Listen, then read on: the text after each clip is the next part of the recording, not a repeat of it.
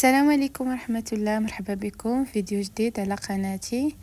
اليوم ان شاء الله غادي نقدم معكم هاد الوصفة محبوبة الجماهير، اللي كلشي كيحماق عليها، لا كبير لا صغير. ريش بوند اللي كتجي كتحمق صراحة، جات فنة كتذوب في الفم كما كتشوفوا. عرفتي فتية وشيشة كتجي بمقادير جد بسيطة. كنحتاجو الحلوة ديالنا 4 البيضات، كاس سنيده، كاس والربع من زيت لوسيور، زيت المائده، شويه د المليحه اللي ضروري، قليل من قشور الحامض مبشورين كيعطيوه نكهه زوينه، 2 خمارات ديال الحلوه ديال 8 غرام، يعني 16 غرام، و للنكهه فاني ديال 7.5 غرام، 2 ساشيات ديال الفاني. هنا عندي 2 معالق ديال نيدو كيجيبوها هشيشه، واللي ما عندوش يمكن له يتخلى عليه، يعني ماشي ضروري، مي فاش كديروا كتجيك هشيشه بزاف. مهم طريقه سهله، كنخلطوها بالخلاط باش كتجينا هشيشه. بسم الله. نضيعو الملح ديالنا. هنا درت البيض،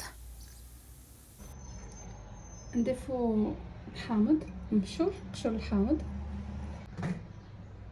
نضيفو كاس، ونزيدو الربع ديال الزيت النباتي ديالنا، الكاس ديال السنيده اللي كيعادل 150 غرام. بالنسبه للناس اللي عزيز عليهم الحلاوه يمكن له يضيفوا 4 كاس ديال سنيده، انا اكتفيت فقط بكاس لان ديجا غادي نديروها في الكونفيتور. نضيفو نيدو ديالنا، بسم الله. نضيفو نكهه ديال الفانيلا ديالنا ضروريه، كتعطي واحد النكهه زوينه. بالنسبه للخميره حتى كنضيفو الدقيق ديالنا.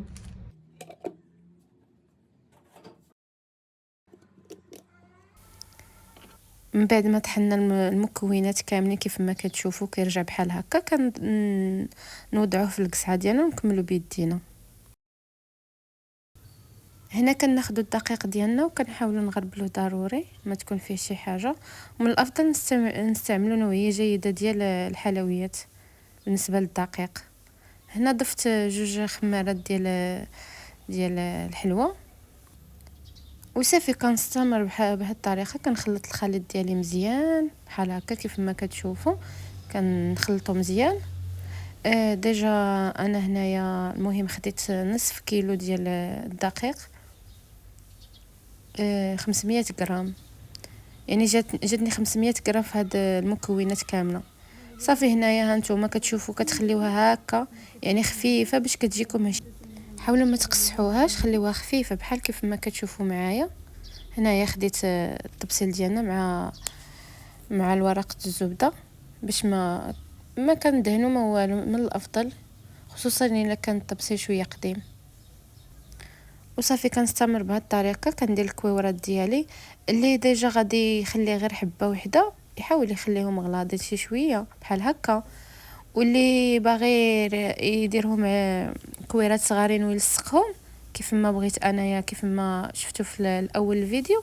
حاولوا تخليو الكويرات صغيره كيف ما كتشوفوا هكا، يعني حاولوا ما امكن تصغروهم حيتاش من بعد فاش كندخلوهم الفران كيغلاضوا. يعني خليهم بحال هذا القياس هذا وهذا، وغادي يجي كبر. دابا تشوفوا معايا فاش غادي نوضعهم في الفران غادي يزيدوا يتنفخوا.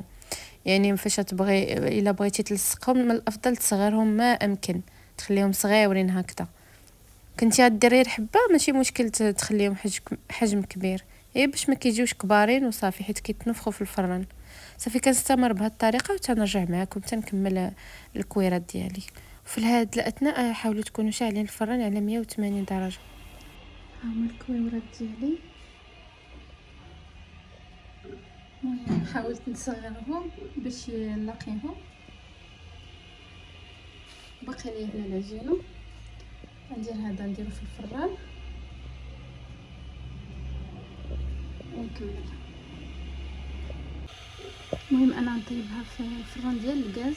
بالنسبه لي عنده ديال الضو كيشعل غير الفوق، على ما كطيب عاد كيشعل تحت. كيسخن مزيان الفران وكنديروها فيه. شفتوا واخا درتها صغيره كتنفخ، شفتي ملي تشوفوا قربت تحمر من الفوق كتهبطوها لتحت. شفتي كي جات كبيره كتنفخ، على ما عافيه مهيله دايرها قليله. من بعد كناخذوا الكوك ديالنا.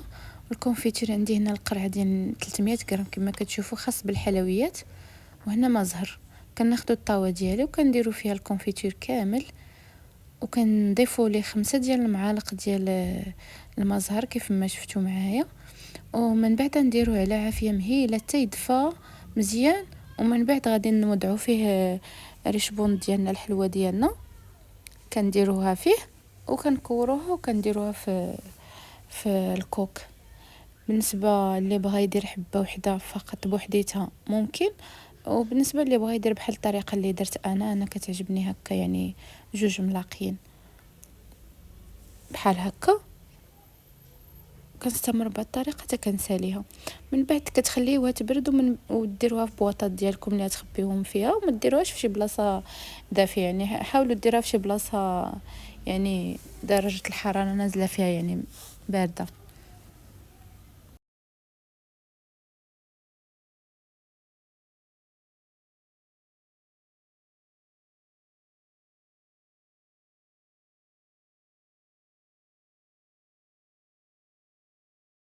فاش كنساليو كنخليوها تبرد ونديرها في بواطات ديالنا بلاصه بارده.